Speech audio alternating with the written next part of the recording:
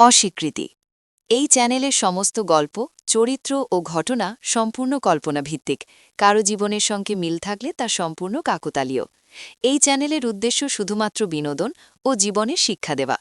ভালোবাসুন বাংলা গল্প, ছড়িয়ে দিন অনুভূতি ও মূল্যবোধ। বিকেলের আলো ধীরে ধীরে মিলিয়ে যাচ্ছে। আকাশে কালো মেঘ, দূরে বিদ্যুৎ চমকাচ্ছে। আর সেই সময় একটা পুরনো বাস ধীরে গ্রামের ভেতর ঢুকে।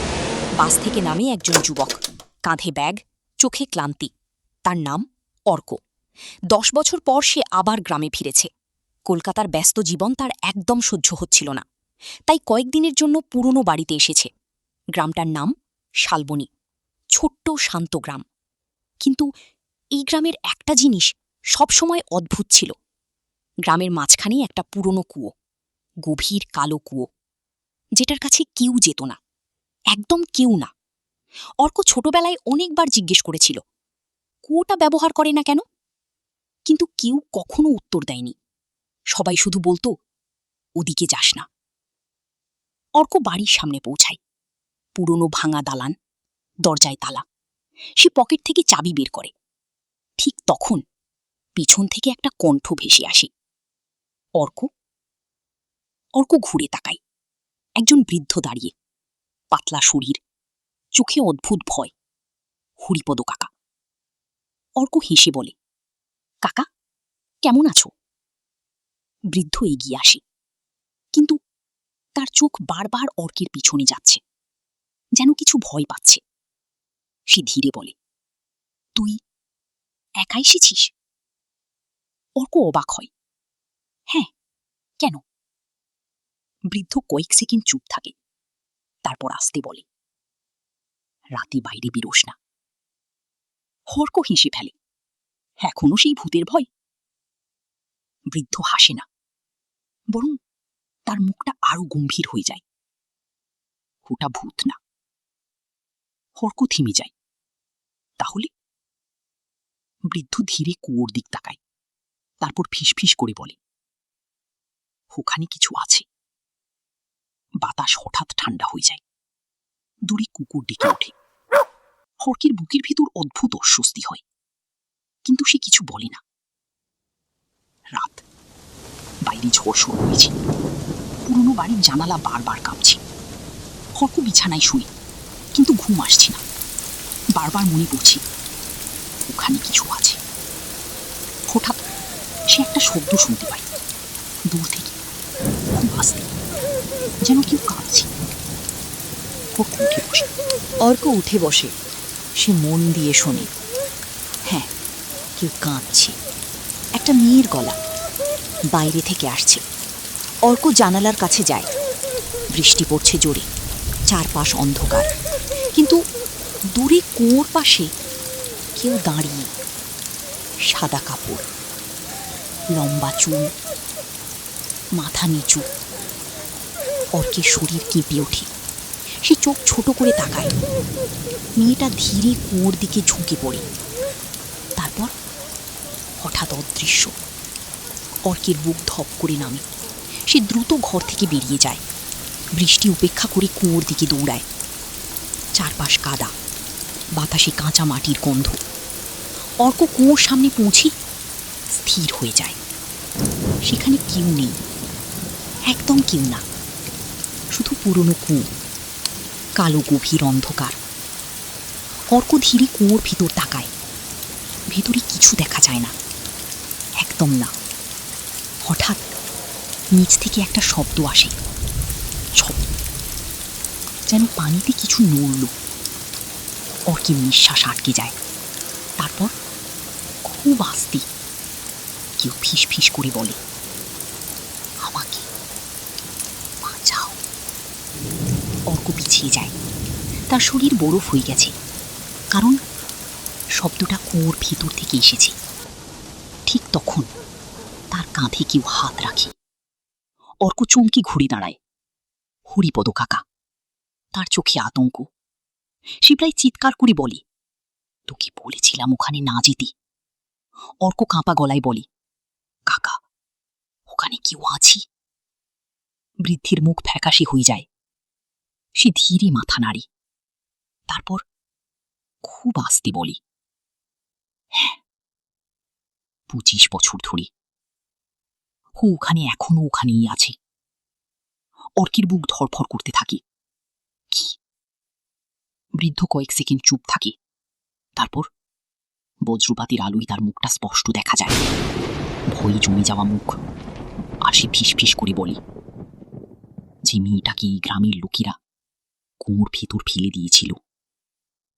পরের অংশে দেখতে পাবেন সেই মেয়েটা কি ছিল, গ্রামবাসীরা কেন তাকে কুয়োয় ফেলেছিল, কুয়োর ভেতর আসলে কি আছে, আর রাত হলে কি কাঁদে সেখানে। অর্ক স্থির হয়ে হরিপদ কাকার দিকে তাকিয়ে, তার বুক জোরে ধরফর করছে। কাকে ফেলেছিল? বৃদ্ধ কিছুক্ষণ চুপ করে থাকে, তারপর ধীরে বলে, মেয়েটার নাম ছিল মোহনা। দূরে আবার বজ্রপাত হয়। এক মুহূর্তের আলোয় পুরনো কুয়োটা আরও ভয়ঙ্কর লাগে। হরিপদ কাকা ধীরে একটা বিড়ি ধরায়, তার হাত এখনো কাঁপছে। 25 বছর আগে এই গ্রামে একটা অদ্ভুত ঘটনা শুরু হয়। অর্ক মন দিয়ে শুনছে। বৃদ্ধ বলতে থাকে, রাত হলেই গ্রামের লোকেরা একটা মেয়েকে দেখতে পেত, সাদা কাপড় পরে কুয়োর পাশে দাঁড়িয়ে থাকত। অর্কের গলা শুকিয়ে যায়, কারণ সে নিজেও আজ সেটা দেখেছে। বৃদ্ধ ধীরে বলে, মোহনা খুব শান্ত মেয়ে ছিল, কাউকে কষ্ট দিত না। কিন্তু একদিন হঠাৎ গ্রামের কয়েকজন শিশু হারিয়ে যায়। অর্ক চমকে ওঠে। কি? বৃদ্ধ মাথা নাড়ে। একটার পর একটা, কেউ খুঁজে পেত না। আর তখনই সবাই সন্দেহ করে মোহনাকে। বাতাস হঠাৎ আরো ঠান্ডা হয়ে যায়। অর্ক ধীরে বলে, কিন্তু কেন? বৃদ্ধ নিচু গলায় বলে, কারণ গ্রামের লোকেরা ভাবত মোহনা ডাইনি। অর্ক হতবাক। এসব বিশ্বাস করত? বৃদ্ধ তেতু হাসি। ভয় মানুষকে সব বিশ্বাস করায়। হঠাৎ কুয়োর ভেতর থেকে আবার শব্দ আসে, যেন কেউ পানিতে হাঁটছে। অর্ক আর বৃদ্ধ একসাথে কুয়োর দিকে তাকায়। তারপর খুব আস্তে একটা মেয়ের গলা, আমাকে ওরা মিথ্যে দোষ দিয়েছিল। অর্কের শরীর বরফ হয়ে যায়। সে ধীরে কুয়োর কাছে এগোয়। হরিপদ কাকা তাকে থামাতে যায়, যাস না। কিন্তু অর্ক থামে না। সে কুয়োর ভেতর টর্চ ফেলে তাকায়।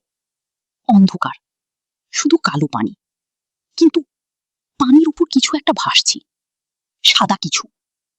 অর্ক চোখ ছোট করে তাকায়। তারপর হঠাৎ সেটা নড়ে ওঠে। একটা মুখ, ফ্যাকাশে মেয়ের মুখ, চোখ ফ্যাকাশে মেয়ের মুখ, চোখ দুটো একদম সাদা। অর্ক ভয় পেয়ে পিছিয়ে যায়। টর্চটা প্রায় হাত থেকে পড়ে যাচ্ছিল।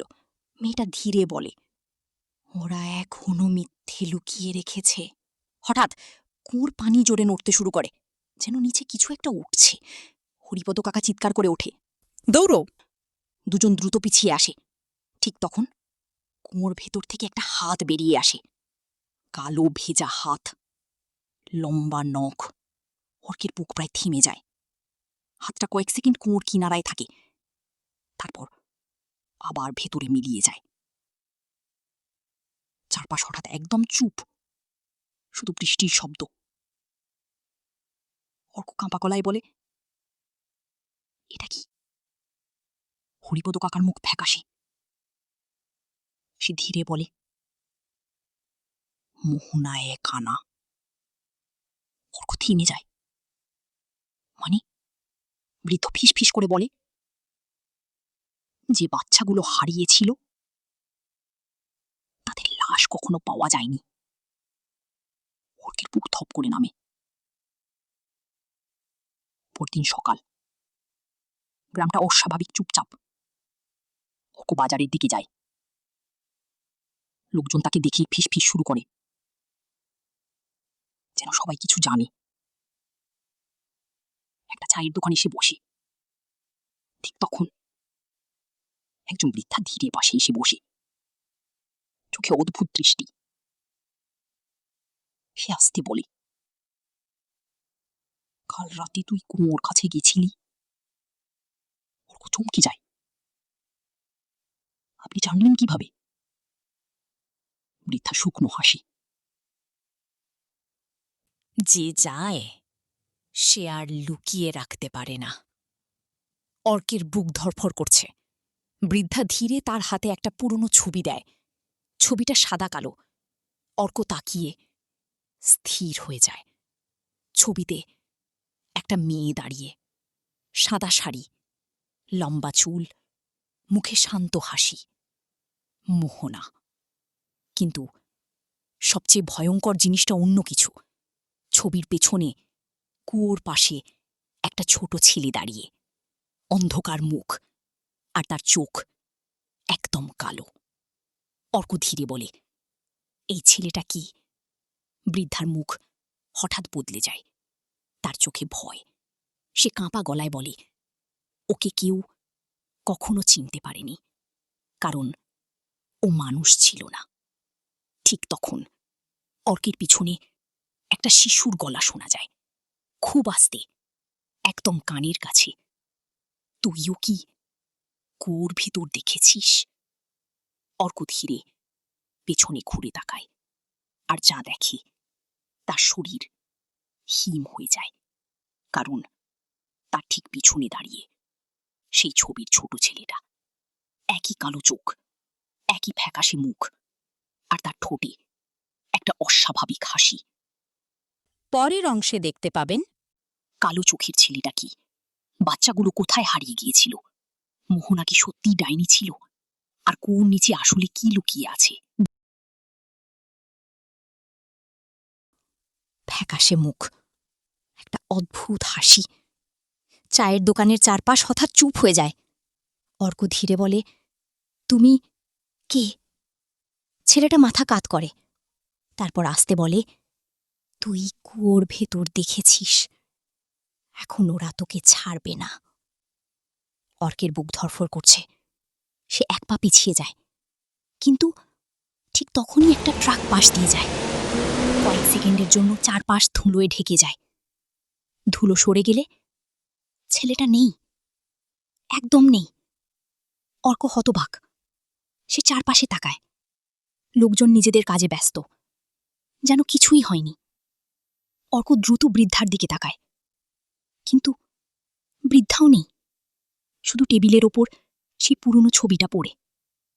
অর্কের বুকের ভেতর অদ্ভুত ভয় জমে। সন্ধ্যা, আকাশ কালো হয়ে এসেছে। অর্ক বাড়িতে ফিরে পুরনো ছবিটার দিকে তাকিয়ে বসে।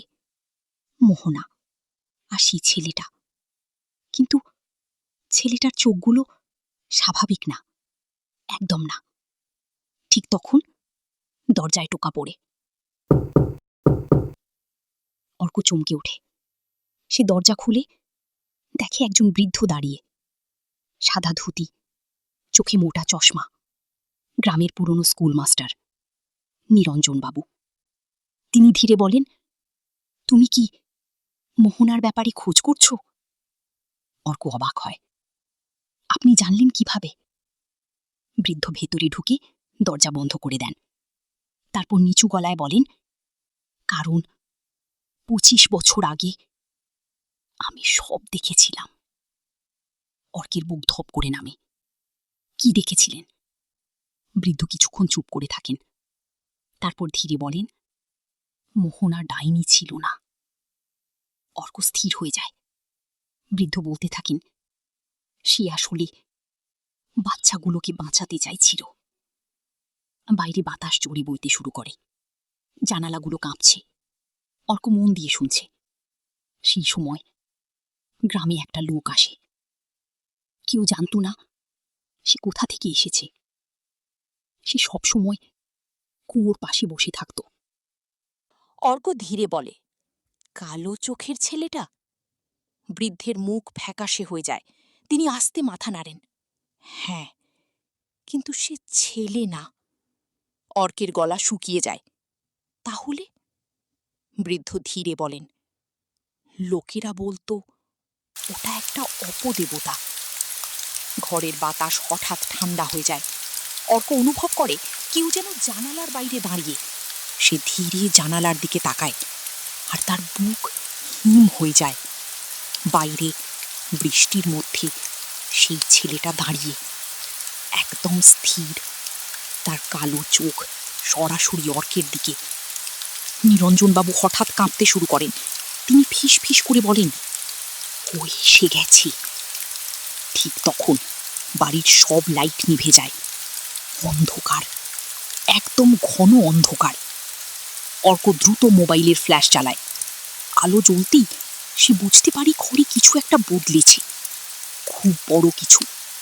কারণ নিরঞ্জনবাবু আর চেয়ারে বসেনি, তিনি দাঁড়িয়ে আছেন জানালার সামনে, আর তার মুখ অস্বাভাবিক সাদা। তার চোখ ধীরে ধীরে পুরো কালো হয়ে যাচ্ছে। অর্ক পিছিয়ে যায়। নিরঞ্জন কাকা? বৃদ্ধ ধীরে তার দিকে ঘুরে তাকান। তার ঠোঁটে একটা ভয়ঙ্কর হাসি। তারপর একটা শিশুর গলায় বলেন, মোহনা আমাকে কুয়োর ভেতর আটকে রেখেছিল, এবার আমি বেরিয়ে আসব। হঠাৎ ঘরের মেঝে কাঁপতে শুরু করে। দূরে কুয়োর দিক থেকে অদ্ভুত শব্দ আসছে, যেন অনেকগুলো শিশু একসাথে কাঁদছে। অর্কের শরীর বরফ হয়ে যায়। ঠিক তখন নিরঞ্জনবাবু হঠাৎ নিজের গলা চেপে ধরেন। তিনি কষ্টে চিৎকার করেন, কুয়োটা বন্ধ কর, না হলে ও সবাইকে নিয়ে যাবে। তারপর হঠাৎ তিনি মাটিতে পড়ে যান। চারপাশ আবার নীরব। শুধু দূরে কুয়োর দিক থেকে কেউ হাসছে, একটা শিশুর হাসি, কিন্তু সেটা একদম মানুষের হাসি না। পরের অংশে দেখতে পাবেন কুয়োর ভিতরে কি বন্দী ছিল, মোহনা তাকে কেন আটকে রেখেছিল, হারিয়ে যাওয়া বাচ্চাদের কি হয়েছিল, আর অর্ক কি কুয়োটা বন্ধ করতে পারবে।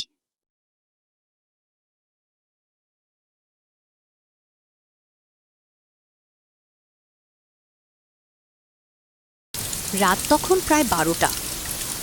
বাইরে ঝড় আরও ভয়ঙ্কর হয়েছে। পুরো বাড়ি কাঁপছে। অর্ক মেঝেতে পড়ে থাকা নিরঞ্জনবাবুর পাশে বসে। বৃদ্ধ কষ্টে শ্বাস নিচ্ছেন, তার চোখে আতঙ্ক। অর্ক কাঁপা গলায় বলে, কাকা, ওটা কি? নিরঞ্জনবাবু ধীরে চোখ খোলেন। তারপর আস্তে বলেন, 25 বছর আগে আমরা ভুল করেছিলাম। অর্ক মন দিয়ে শুনছে। বাইরে বজ্রপাত।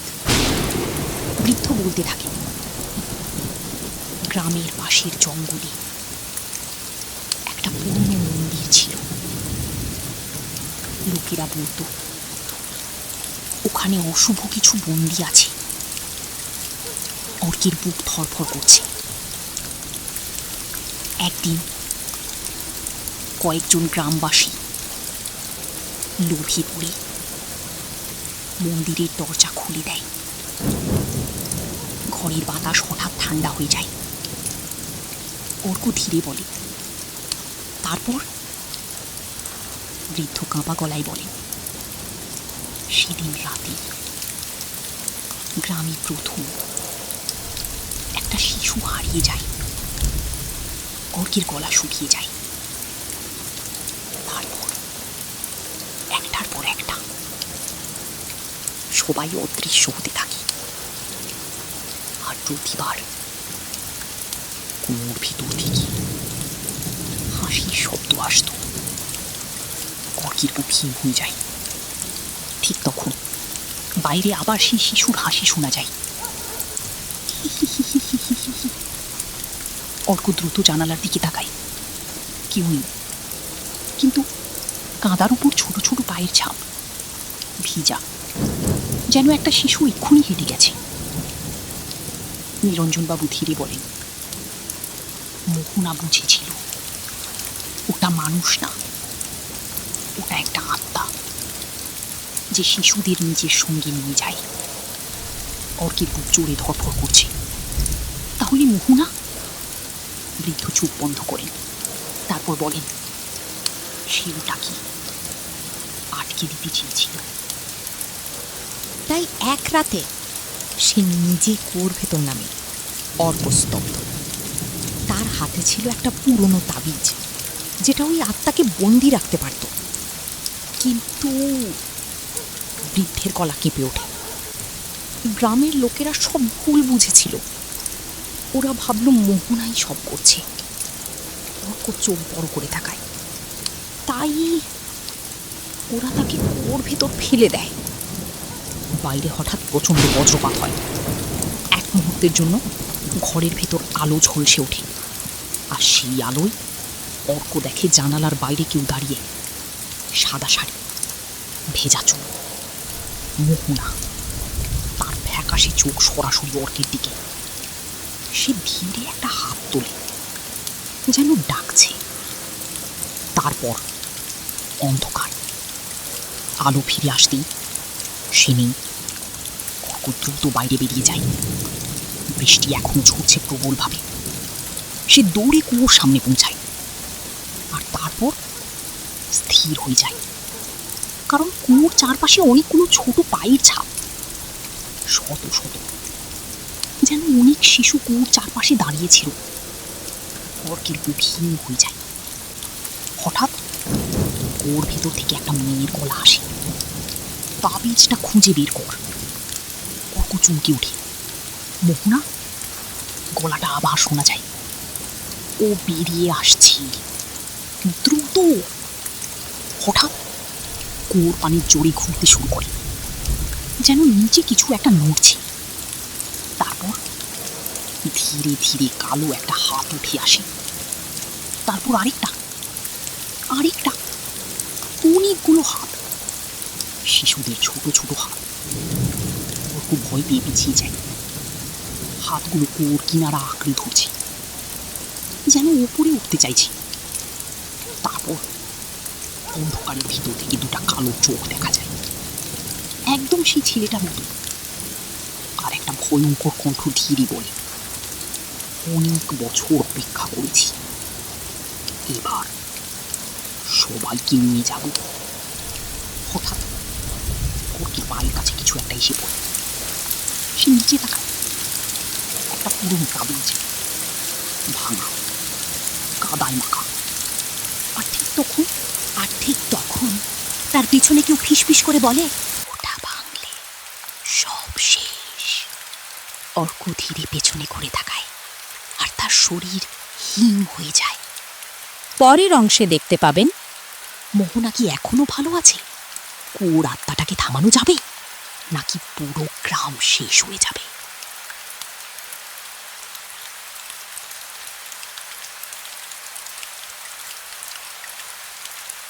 অর্ক স্থির হয়ে যায়। তার সামনে দাঁড়িয়ে মোহনা।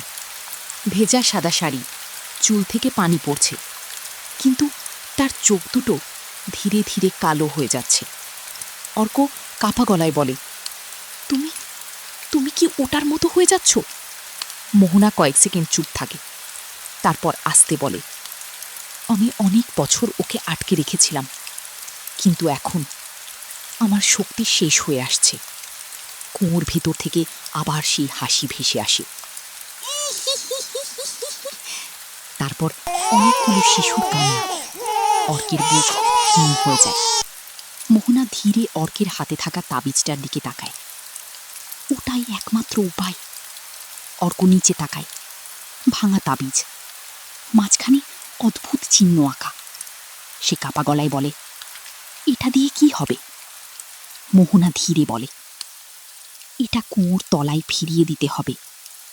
অর্ক হতবাক, মানে আমাকে নিচে নামতে হবে? মোহনা আস্তে মাথা নাড়ে। বাতাস হঠাৎ আরো ঠান্ডা হয়ে যায়। কুয়োর ভিতর থেকে এবার ভারী নিঃশ্বাসের শব্দ আসছে, যেন কিছু একটা উপরে উঠছে। অর্ক কুয়োর দিকে তাকায়। অন্ধকার পানির ভেতর অনেকগুলো মুখ ভাসছে। শিশুদের মুখ, ফ্যাকাশে, ভয়ে জমে যাওয়া চোখ। তারা ধীরে অর্কের দিকে তাকায়, তারপর একসাথে বলে, ওকে থামাও, থামাও, ওকে থামাও, থামাও। অর্কের শরীর কেঁপে ওঠে।